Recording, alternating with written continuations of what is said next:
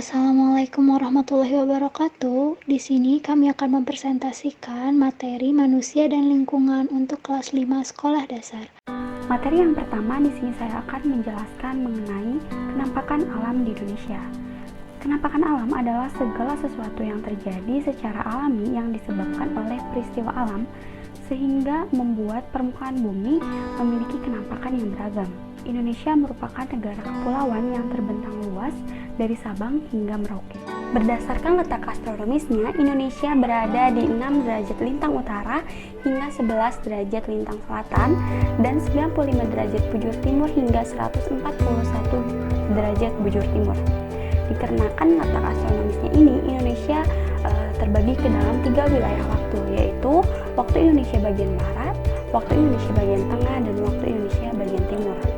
Selain itu, dampak dari letak astronomis Indonesia ini, Indonesia beriklim tropis yang dimana terdapat 2 musim, yaitu musim hujan dan musim kemarau. Secara geografis, Indonesia diapit oleh 2 benua dan 2 samudra, yaitu benua Asia dan benua Australia, dan samudra Pasifik dan samudra Hindia. Selain itu, secara geografis, Indonesia juga berbatasan. Di bagian utara, Indonesia berbatasan langsung dengan Malaysia, lalu Cina Selatan, dan juga samudra Pasifik. Di bagian timur, Indonesia berbatasan dengan Papua Nugini dan samudra Pasifik. Di bagian barat, Indonesia berbatasan dengan samudra Hindia, dan di bagian selatan, Indonesia berbatasan dengan samudra Hindia dan Australia. Selain itu, Indonesia juga terletak di tempat yang strategis di mana adanya persimpangan jalur lalu lintas perdagangan internasional. Secara geologis, Indonesia berada di pertemuan 2 jalur pegunungan muda, yaitu pegunungan Mediterania dan pegunungan Sirkum-Pasifik, sehingga Indonesia memiliki banyak gunung dan pegunungan. Selain itu, Indonesia juga dijuluki sebagai Ring of Fire, di mana Indonesia dikelilingi oleh banyak gunung api aktif. Kemudian, Indonesia juga dilewati oleh 3 jalur lempeng utama, yaitu lempeng Australia, lempeng Eurasia, dan lempeng Pasifik, di mana sehingga Indonesia sering terjadi gempa yang disebabkan oleh tumpukan antar lempeng. Kemudian, secara geologis, Indonesia terletak di antara 3 dangkalan besar, yaitu dangkalan Sunda, dangkalan Sahul, dan daerah laut pertengahan Australia Asiatik. Diakibatkan dari letak astronomis, geografis, dan geologi Indonesia tadi, Indonesia memiliki penampakan alam yang beragam. Salah satunya adalah gunung. Gunung di Indonesia terdiri dari gunung api aktif dan gunung api tidak aktif. Salah satu contoh gunung Indonesia adalah Gunung Luser di Aceh dan Gunung Salak di Jawa Barat. Dan gunung tertinggi di Indonesia adalah Gunung Jaya yang ada di Papua dengan ketinggian 4.884 meter. Kemudian ada hutan. Selain dimanfaatkan hasilnya, hutan di Indonesia juga sebagian besar digunakan sebagai cagar alam, hutan lindung, dan suaka marga satwa. Salah satu contohnya adalah cagar alam Rafflesia di Bengkulu, cagar alam Ujung Kulon di Banten, dan cagar alam Puting di Kalimantan Timur. Kemudian, penampakan alam di Indonesia juga ada sungai. Nah, contoh sungai di Indonesia ada Sungai Musi dan Batanghari di Sumatera, Sungai Bengawan Solo di Pulau Jawa, dan sungai terpanjang di Indonesia adalah Sungai Kapuas yang ada di Kalimantan Barat. Kemudian ada danau. Danau di Indonesia terdiri dari danau alami dan danau buatan. Salah satu contoh danau alami di Indonesia adalah Danau Toba di Pulau Sumatera. Kemudian ada danau buatan. Salah satu contoh danau buatan di Indonesia adalah Waduk Gajah Mungkur yang ada di Jawa Tengah, yang merupakan bendungan dari aliran Sungai Bengawan Solo. Selanjutnya, penampakan alam di Indonesia juga ada selat, yaitu salah satu contoh selat di Indonesia ada Selat Bangka yang berada di antara Pulau Jawa dan Pulau Sumatera. Kemudian ada Selat Sunda yang berada di antara Pulau Jawa dan juga Pulau Sumatera. Kemudian penampakan alam yang selanjutnya ada teluk. Teluk di Indonesia salah satunya adalah Teluk Penyu di Cilacap, Teluk Bone di Sulawesi, dan Teluk Cendrawasih di Irian Jaya. Kemudian ada Tanjung. Salah satu contoh Tanjung di Indonesia adalah Tanjung Jabung di Riau, Tanjung Lumut di Sumatera. Nah, itu adalah penampakan alam di Indonesia. Selanjutnya akan dijelaskan mengenai peristiwa dan gejala alam yang akan dijelaskan oleh rekan saya. Yang Selanjutnya yaitu peristiwa alam atau gejala alam, yaitu suatu keadaan atau peristiwa yang tidak biasa terjadi atau ditimbulkan oleh alam. Nah, di Indonesia sendiri ada beberapa peristiwa alam. Yang pertama, gempa bumi. Gempa bumi merupakan suatu getaran yang terjadi di permukaan bumi yang disebabkan oleh kekuatan yang ada di dalam bumi. Macam-macam gempa bumi, ada gempa vulkanik, ada gempa tektonik, dan juga ada gempa runtuhan. Yang pertama ada gempa bumi tektonik, di mana gempa bumi tektonik ini terjadi karena pelepasan tenaga akibat pergeseran sesar pada tumbukan lempeng samudra dengan lempeng benua. Yang kedua yaitu gempa vulkanik. Gempa vulkanik ini terjadi karena ada aktivitas dari gunung api, di mana terjadi karena keluarnya magma dari perut bumi ke atas permukaan bumi. Dan yang ketiga ada gempa runtuhan, yaitu gempa yang diakibatkan oleh runtuhan lorong tambang atau lorong dari sebuah gua. Upaya untuk pencegahan gempa bumi yang pertama membangun konstruksi bangunan yang tahan terhadap getaran atau gempa. Yang kedua memperkuat bangunan sesuai dengan standar kualitas bangunan. Yang ketiga memperkuat bangunan-bangunan vital yang sifatnya penting dan sering dikunjungi oleh banyak orang. Dan yang terakhir adalah membekali pendidikan kepada masyarakat tentang pentingnya mengetahui cara penyelamatan ketika terjadi gempa. Selanjutnya yaitu dampak dari gempa bumi. Yang pertama menyebabkan kerusakan bangunan, yang kedua dapat merugikan baik itu material maupun psikologis, yang ketiga dapat menyebabkan tanah longsor karena dari getaran yang disebabkan oleh gempa bumi, yang keempat juga dapat menyebabkan tsunami, dan yang kelima dapat menimbulkan penyakit. Peristiwa alam yang kedua yaitu gunung api, di mana gunung api ini terjadi bila tekanan di bawah tanah itu bertambah sehingga memaksa magma untuk naik ke permukaan bumi melalui retakan-retakan. Material yang dikeluarkan oleh gunung api ini dibedakan menjadi 3 macam. Yang pertama, wujud padat atau yang disebut dengan elvata. Di sini elvata terdiri dari bom, lapilli, pasir vulkanik, abu vulkanik, dan batu apung. Yang kedua, yang wujud cair, terdiri dari lava dan lahar. Dan yang ketiga yaitu wujud gas, di mana diantaranya terdapat gas belerang, gas nitrogen, gas asam arang, dan juga uap air. Dampak yang dihasilkan dari letusan gunung api ini terdiri dari dampak positif dan juga dampak negatif, di mana dampak positifnya yang pertama, di sekitar gunung api akan terbentuk lahan atau tanah yang subur. Yang kedua, gunung merupakan daerah penangkapan dan pembentukan hutan yang baik. Yang ketiga, menjadi tempat objek wisata. Dan yang terakhir, terdapat sumber bahan galian dan material yang dimanfaatkan untuk bahan bangunan industri. Dampak negatif dari letusan gunung api ini yang pertama, dengan berbagai material yang dikeluarkan oleh gunung api dapat mengancam nyawa dan juga harta yang dimiliki. Yang kedua, dari dampak abu vulkaniknya juga dapat mengganggu penglihatan dan juga pernafasan. Yang ketiga, aliran lava dan lahar yang panas dapat merusak apa saja yang dilaluinya. Yang keempat, awan panas yang bergerak sangat cepat dapat membunuh penduduk serta hewan dan juga tumbuhan, serta gas racun yang dikeluarkan juga dapat mengganggu pernafasan manusia. Adapun upaya yang dilakukan untuk mengurangi dampak dari letusan gunung api ini, yang pertama dengan mengidentifikasi sistem keamanan yang berlaku di kawasan gunung api, yang kedua selalu bersikap waspada, yang ketiga selalu siap dalam merencanakan evakuasi, yang keempat menyimpan nomor-nomor yang penting, dan yang terakhir mencari tempat aman untuk mengungsi. Peristiwa alam yang ketiga yaitu tsunami. Tsunami merupakan peristiwa datangnya gelombang laut yang tinggi dan besar ke arah pinggiran pantai setelah beberapa saat terjadi gempa bumi dan juga letusan gunung berapi. Peristiwa alam yang keempat yaitu angin topan. Angin topan merupakan udara yang bergerak dari tekanan maksimum ke tekanan minimum.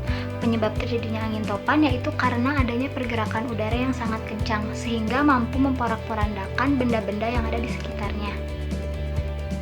Peristiwa alam yang kelima yaitu tanah longsor. Tanah longsor ini merupakan gejala alam yang terjadi di sekitar kawasan pegunungan. Longsor terjadi pada saat lapisan bumi yang paling atas dan bebatuan terlepas dari bagian utama gunung atau bukit. Hal ini biasanya terjadi karena curah hujan yang tinggi, gempa bumi, atau gunung meletus. Dampak yang diakibatkan oleh tanah longsor ini yang pertama dapat menelan korban, dapat merusak infrastruktur, dapat merusak area pertanian dan perkebunan, terputusnya jaringan listrik dan juga air minum, dan yang terakhir, memperburuk sanitasi lingkungan. Upaya dalam mencegah tanah longsor ini yang pertama tidak mendirikan bangunan-bangunan di areal tebing curam, yang kedua tidak menebang pohon di lereng gunung, yang ketiga tidak mendirikan bangunan di sekitar sungai, dan yang terakhir membuat terasering di sekitar lereng atau tebing. Peristiwa alam yang keenam yaitu banjir. Banjir merupakan suatu kejadian hidrologis yang dicirikan dengan debit air yang tinggi yang menyebabkan penggenangan pada lahan di sekitar sungai, danau, atau sistem lainnya. Banjir ini dapat diakibatkan karena curah hujan yang tinggi maupun tersumbatnya saluran-saluran pada sistem air. Dampak yang disebabkan oleh banjir ada dampak positif dan juga dampak negatif. Dampak negatif dari banjir ini yang pertama, sawah, lahan pertanian, bangunan, jalan, pemukiman hancur karena genangan, kikisan, dan juga terseretnya arus.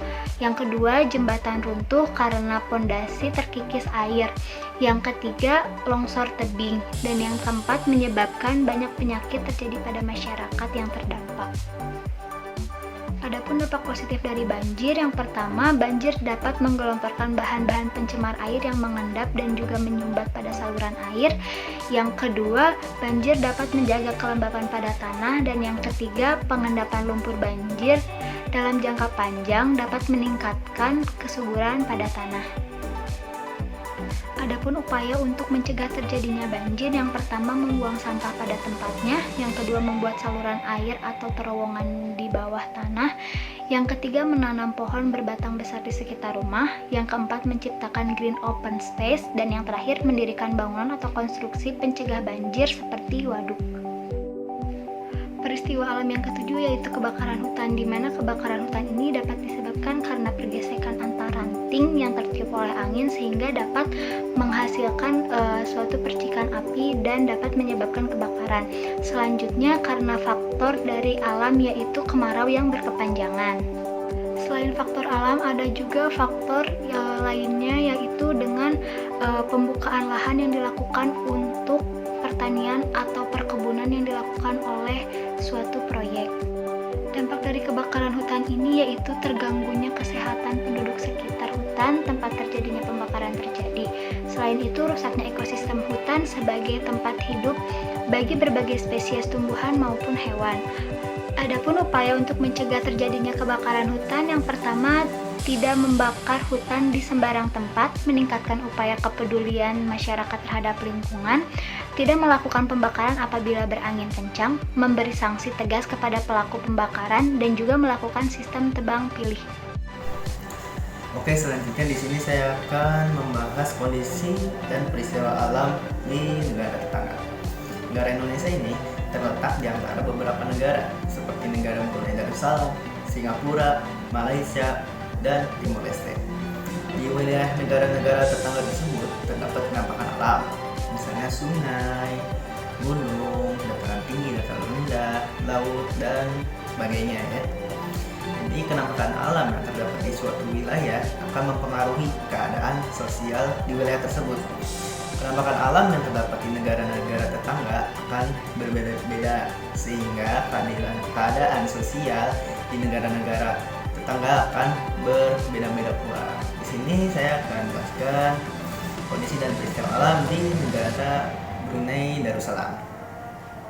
Brunei Darussalam terletak berbatasan dengan Kalimantan Utara. Luas wilayahnya hanya 5.765 km persegi. Negara Brunei Darussalam ini dibagi menjadi dua wilayah, yaitu wilayah barat dan wilayah timur. Negara ini juga memiliki dataran rendah, rawa, sungai, dan semakin ke pedalaman tampak serangkaian perbukitan. Gunung yang tertinggi di negara ini yaitu Gunung Bagon. Ketinggiannya 1.850 meter di atas permukaan laut.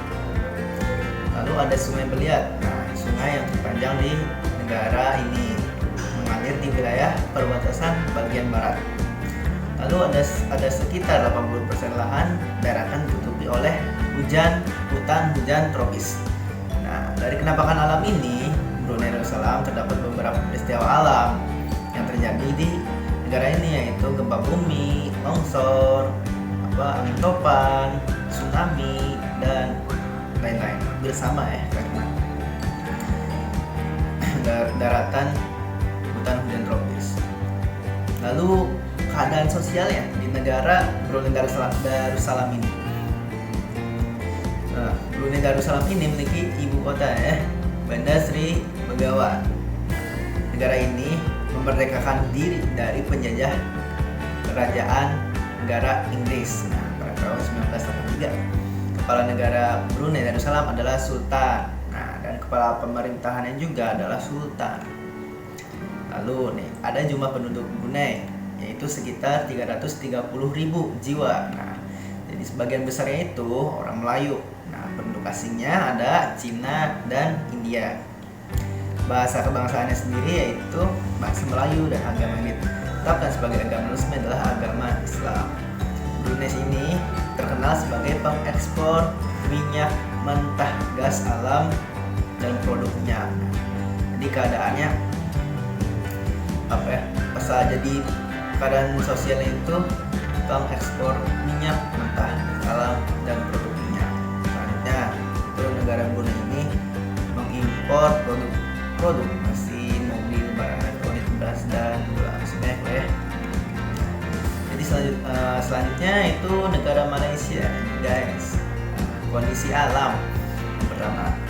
Kondisi alam negara Malaysia ini luasnya 329.758 km persegi. Nah, ini negara tetangga Indonesia banget ya. Jadi ada terbagi jadi dua, ada wilayah barat dan wilayah timur. Nah, wilayah bagian barat negara Malaysia, ini Semenanjung Malaka.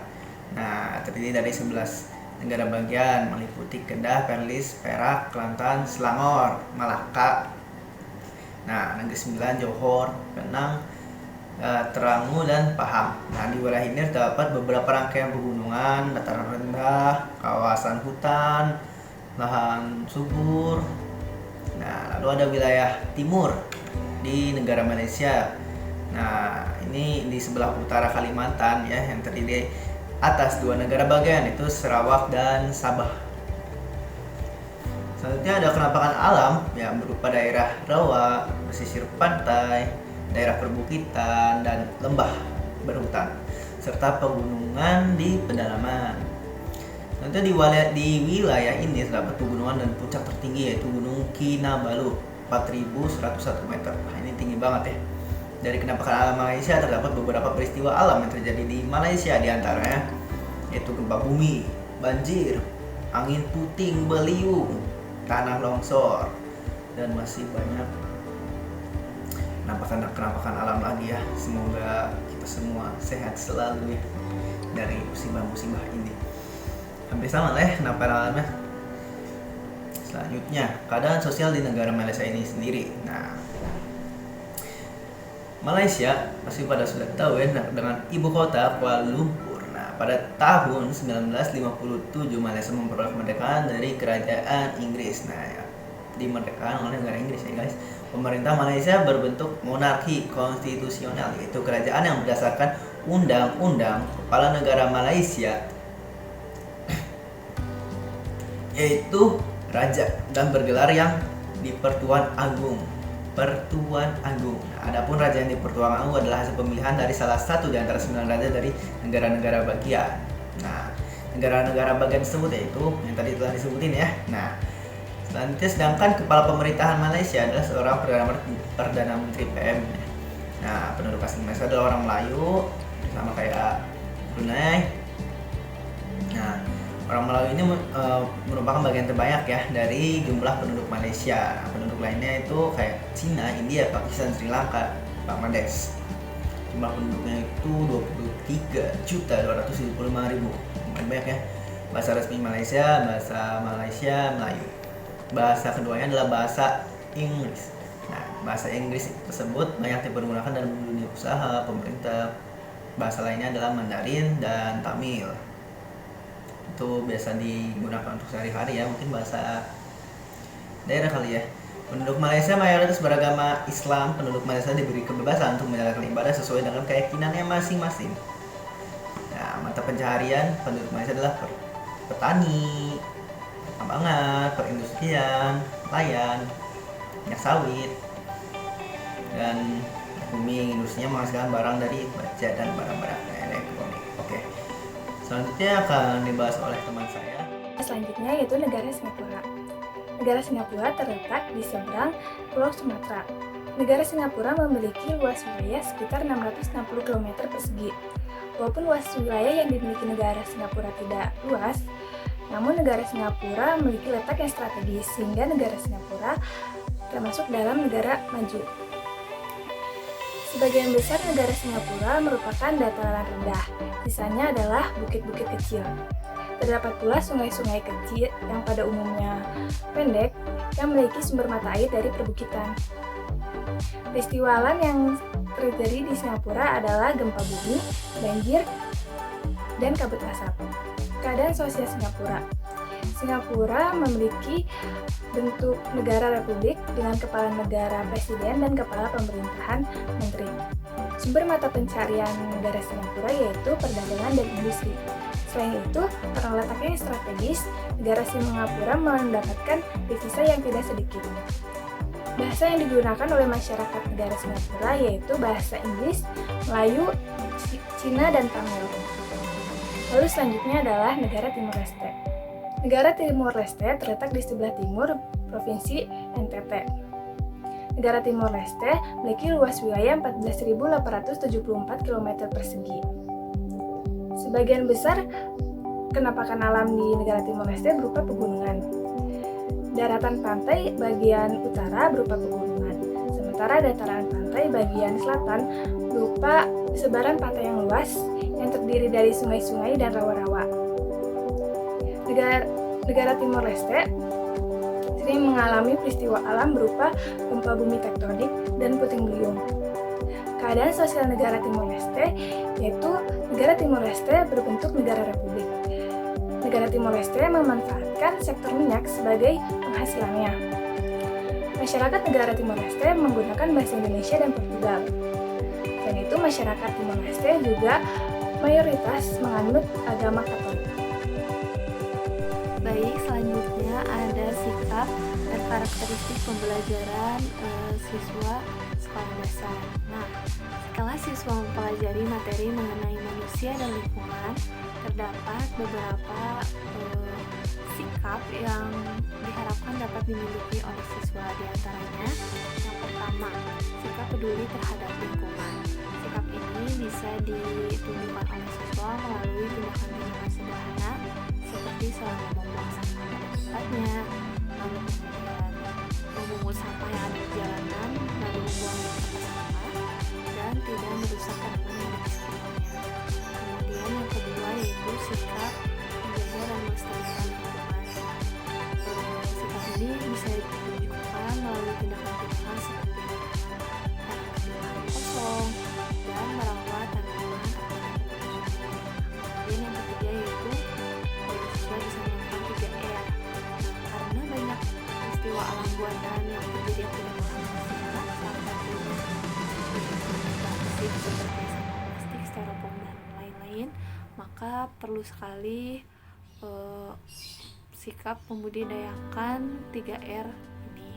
Nah, kemudian yang keempat yaitu sikap menjunjung tinggi toleransi. Nah, kelima, mengetahui tindakan yang tepat apabila terjadi bencana alam, dan yang terakhir yaitu menghindari tindakan-tindakan yang dapat menimbulkan bencana alam.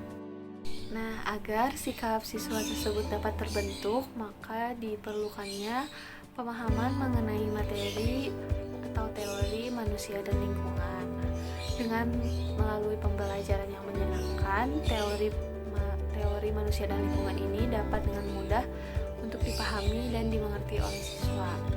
Untuk menciptakan pengalaman belajar yang menyenangkan, tentu saja dibutuhkannya sebuah pengetahuan mengenai karakteristik siswa.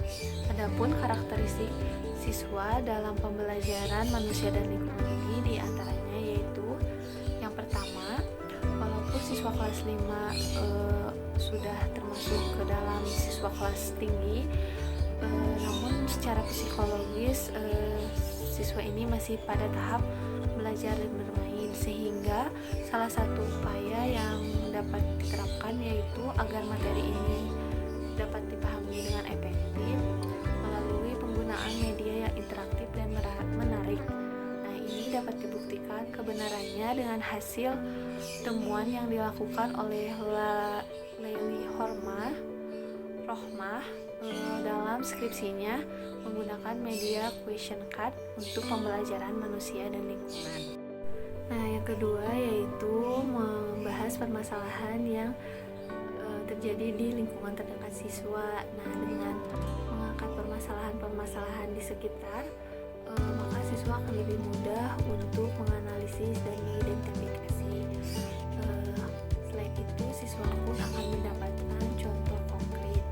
Nah, hal ini dibuktikan kebenarannya melalui hasil temuan yang dilakukan oleh Leili Rohmah dalam skripsinya menggunakan model sains teknologi masyarakat pada pembelajaran manusia dan lingkungan. Hal ini juga sejalan dengan temuan yang dilakukan oleh UUS Yuswantara bahwa penerapan model pendekatan pemanfaatan lingkungan sebagai sumber belajar ITS ternyata mampu meningkatkan pemahaman konsep siswa. Nah, sekian yang dapat kelompok kami sampaikan.